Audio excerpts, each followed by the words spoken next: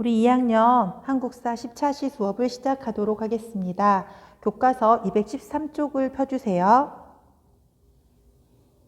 오늘 시작할 이야기는 일본군 위안부 왜 기억해야만 할까라고 하는 주제로 이야기를 하도록 하겠습니다.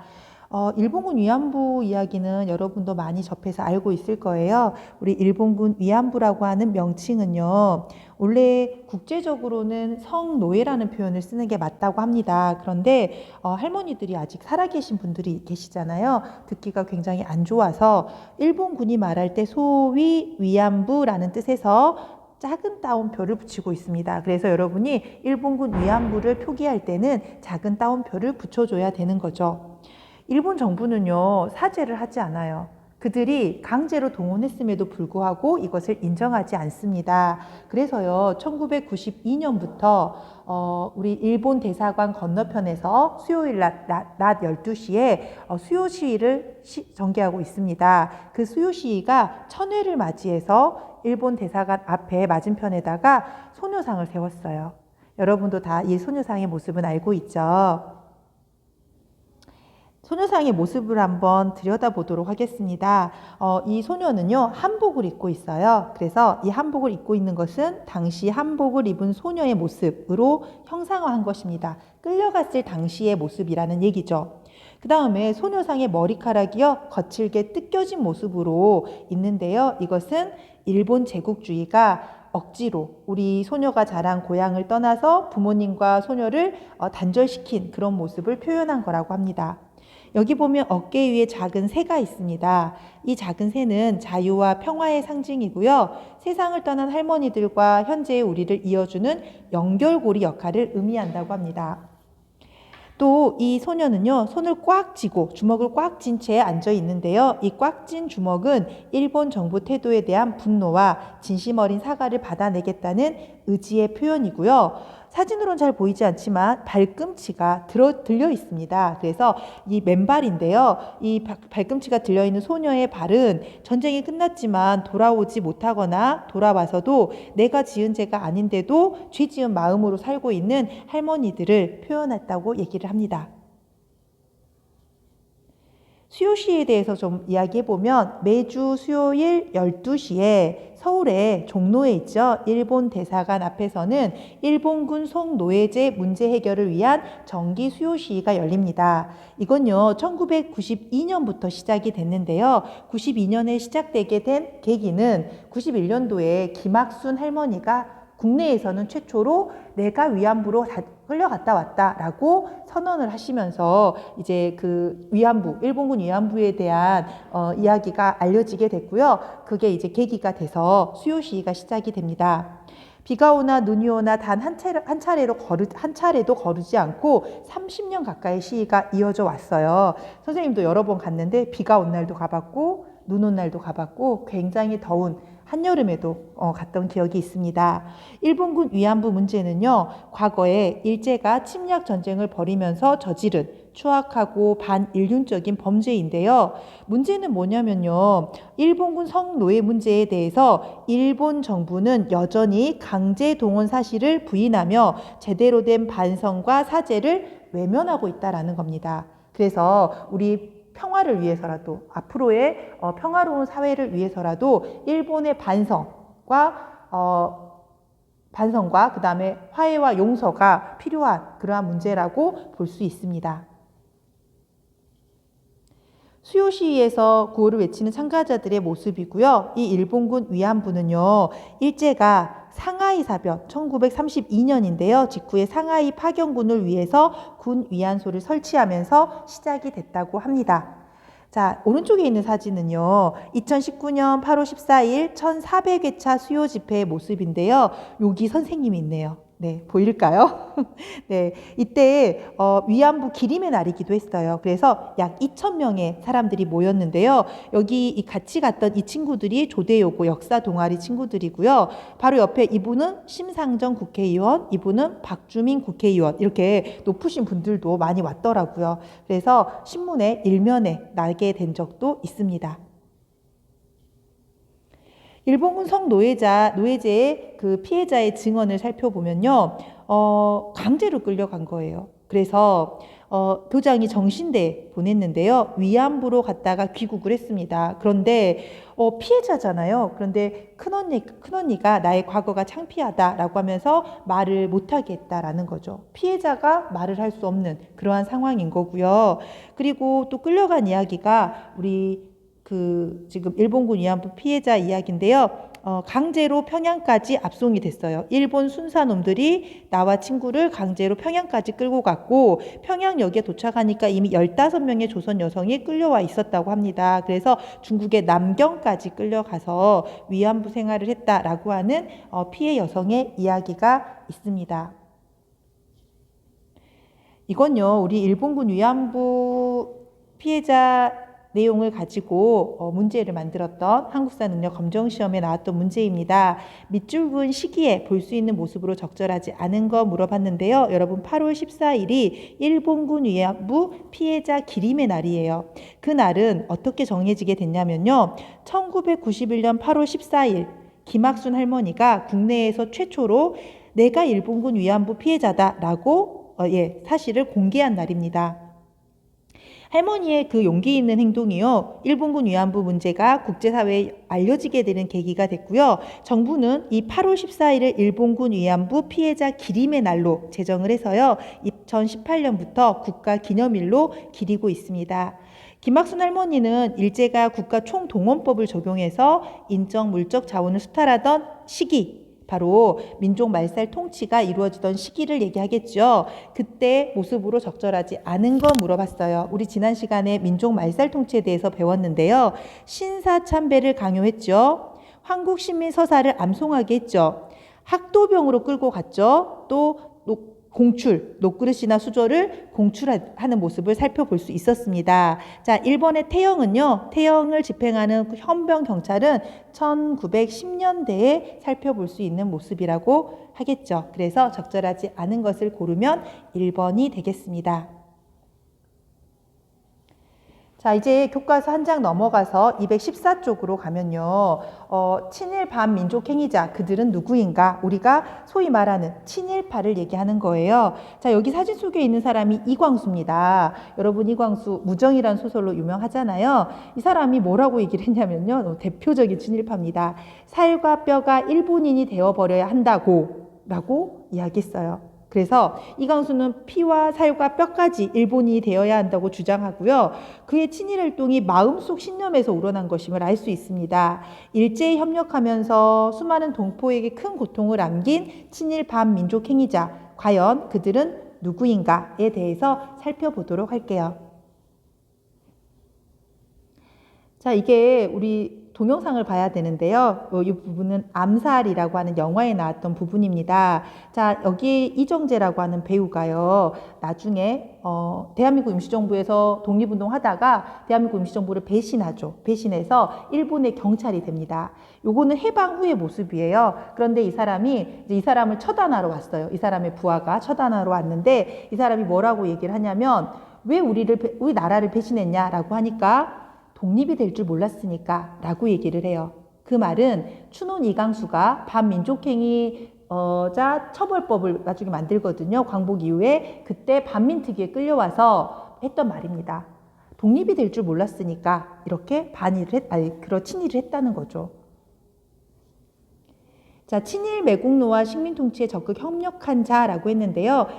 우리 친일 반민족 행위자는 3가지 유형으로 나누어 볼 수 있습니다. 먼저 첫 번째는 매국노, 나라를 팔아먹은 놈들입니다. 을사오적, 바로 을사늑약에 사인한 5명의 대신들을 얘기하죠. 이완용, 박재순, 권중현, 이근택, 이지용, 이렇게 5명이 을사오적입니다. 이 사람들이 우리나라를 먼저 팔아먹었죠. 자, 두 번째로는 일제 통치에 적극 협력한 자입니다.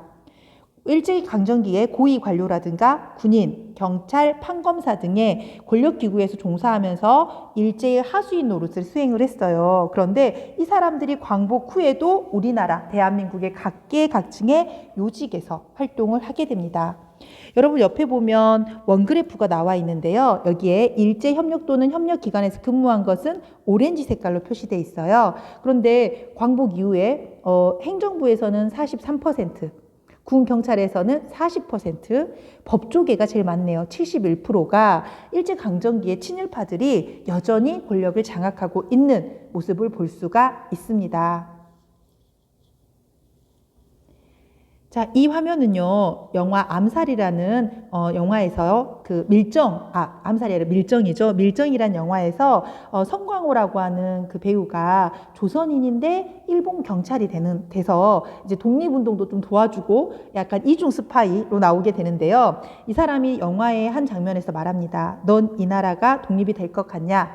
이미 기울어진 배야. 라고 하는 대사예요. 자, 이미 나라가 기울어졌으니 이 나라는 더 이상 세워질 수 없다라는 거죠. 그러니까 친일을 한다는 건가요? 친일파들의 그러한 비겁한 변명이라고 볼 수 있겠습니다. 자, 그 다음에 세 번째로는 일제 침략 전쟁에 적극 협력한 자입니다. 자, 식민지 경제 체제 아래에서 성장하면서 지주나 그 다음에 자본가, 그 다음에 지주, 교육인, 언론인, 문인, 예술가 등이 이러한 사람들이 해당이 되는데요. 대표적인 사람이 바로 김환란이라고 하는 여자입니다. 교육자인데요. 김환란이요, 이런 글을 썼어요. 신세대라고 하는 곳에 게재한 글인데요. 우리는 아름다운 웃음으로 내 아들이나 남편을 전장으로 보낼 각오를 가져야 한다. 징병제라고 하는 커다란 간극이 왔대요. 감격이. 이 여자는요, 김환란 또 생각하니까 화가 나는데요. 본인은 결혼을 안 합니다. 독신이에요. 자식이 없죠. 그런데 우리나라 여자들 보고 아들과 남편을 전쟁터로 보내라는 겁니다. 김환란은 이제 이화여대 초대 총장을 지낸 사람이고요. 이름이 왜 김환란이냐면 세례명이 헬렌이었대요. 그래서 이 개신교도인데 김환란이라는 이름을 사용을 했고요. 자, 이 전쟁터로 자식을 보내라고 했는데 이런 어머니들의 심정이 김환란 마음 같았을까요? 여기 보면 서울시내 한 대학에 세워진 김환란 동상이라고 써져 있는데요. 이화여대에 세워진 동상이고요. 그 앞에 이대생들이 또 팻말을 세워놨어요. 이건 친일파 김환란의 동상을 철거해야 된다라고 하는 내용의 팻말을 또 세워놨죠.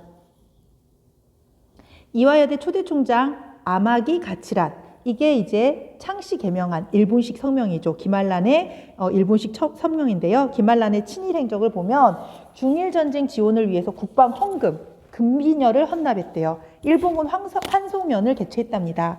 일본 총독부 지시로 강연도 하고요. 개몽활동도 하고요. 조선인의 징병, 학병, 일본군 위안부 모집활동, 신사참배, 황국정신, 내선일체 강조운동, 너무나 많아서 다 이야기할 수도 없는데 이렇게 많은 친일 행적을 남긴 사람입니다. 자, 또 한 명의 친일파를 소개하려고 합니다. 바로 서정주라고 하는 시인이에요. 여러분 아마 문학 시간에 서정주의 국화 옆에서 이런 시를 배울 텐데요. 이분입니다. 이분 동국대학교 교수를 하다가 2000년인가 돌아가시거든요. 그런데 이분이 일제강점기에 썼던 이 시, 마쓰이 오장 송가라고 하는 시를 보면요. 정말 화가 납니다. 예. 이분이 전라북도 고창 출신이에요. 부안 사람인데 부안에 가면 미당 서정주 기념관이 세워져 있어요. 선생님 여기 가봤는데 기념관에 가면 이 마쓰이 오장 송가가 또 걸려져 있습니다. 마쓰이 히데요라고 하는 사람 이름이에요. 이 마쓰이 히데요가 가미가제 특별 공격대원인 거죠.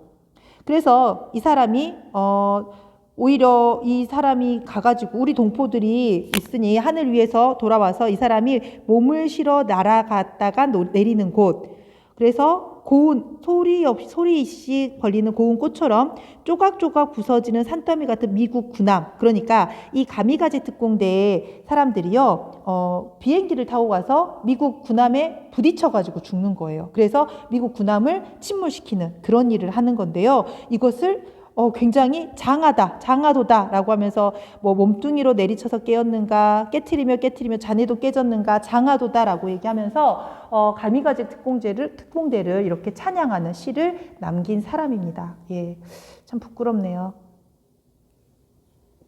그리고 중일전쟁 이후, 우리 중일전쟁 지난 시간에 배웠는데 1937년부터는 중일전쟁 이후부터는 본격적인 전시입니다. 그래서 전시 동원 체제에 적극 협력한 사람들이 있어요. 국방 헌금을 납부하고요. 침략 전쟁을 예찬하고요. 학도병 지원을 권유합니다. 지금 밑에 보이는 이 비행기가 애국 헌납기 1444호라고 해서요.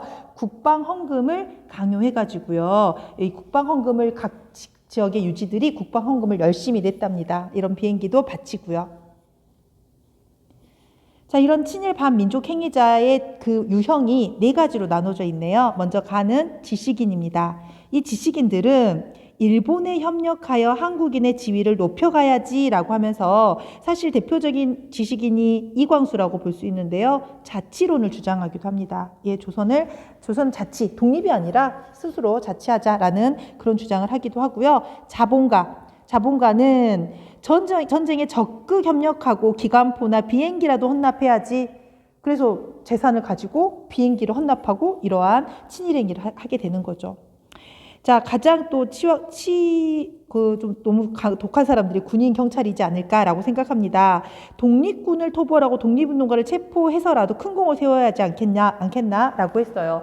대표적인 경찰로 친일 경찰, 고문 경찰, 노덕술이라는 사람이 있습니다. 그래서 굉장히 많은 우리 독립운동가들을 잡아서 고문했던 그런 사람도 있죠. 자, 문인. 작가들이죠. 아까 미당 서정주라든가 춘원 이광수 이런 사람들인데요. 사서 고생할 필요가 뭐 있나. 하늘이 한국인에게 준 팔자라고 생각해야지. 한국인에게 준 팔자라고 생각하고 받아들이라는 거죠. 이런 식으로 친일했던 많은 사람들이 있습니다.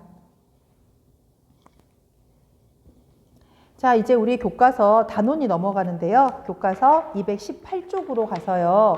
광복을 위한 노력 부분에서요. 한중연대와 민족통일전선 형성 노력 부분에 오늘은 한인애국당까지 살펴보도록 하겠습니다. 자, 여기 교과서 218쪽에 나와 있는 내용인데요. 여기 보면 정부, 임시정부예요. 대한민국 임시정부 집세가 30원이고 심부름꾼의 월급이 20원 미만이었으나 이것도 낼 힘이 없어서 집주인에게 여러 번 송사를 겪었다. 그래서 대한민국 임시정부의 진로를 둘러싸고 국민대표회의가 열렸었거든요. 이게 성과가 없이 끝나게 되니까 수많은 독립운동가들이 대한민국 임시정부를 떠나고 대한민국 임시정부가 침체되게 됩니다. 이렇게 침체된 상황에서 김구 선생님이 한 사람의 희생으로 큰 효과를 볼 수 있는 그러한 의열투쟁을 선택하게 돼요. 그래서 만들어진 단체가 한인애국단이라고 하는 단체입니다.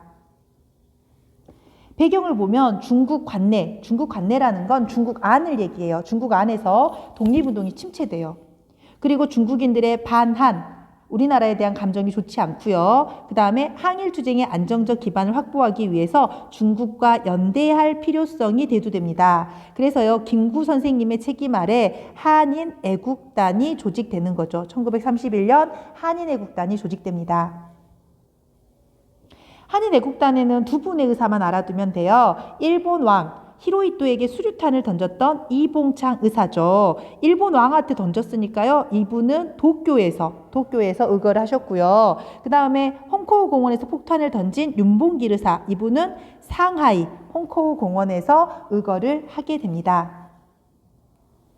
이봉창의 의거를 먼저 알아볼게요. 1932년 1월 달입니다. 도쿄에서 일본 왕이 마차를 타고 가는데 여기에 폭탄을 던졌어요. 그런데 안타깝게도 뒤따르던 마차에 떨어져서 실패합니다.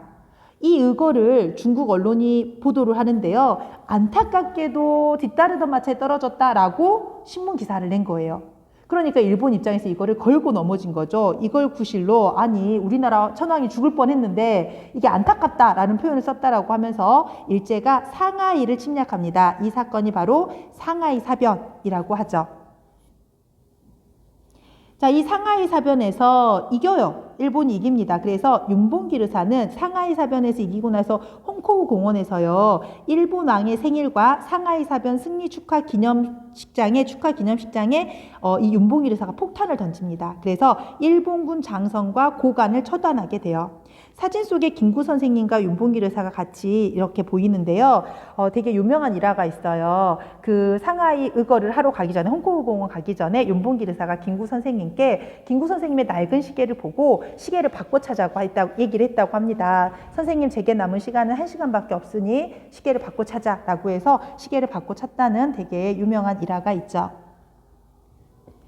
자, 요거는 이제 윤봉길 의사가 도시락 폭탄을 던졌다라고 하는데요. 실제로는 물통 폭탄이 터지는 거예요. 도시락 폭탄은 터지지 않은 채로 발견이 되거든요. 그 내용을 담은 역사 채널 이야기입니다.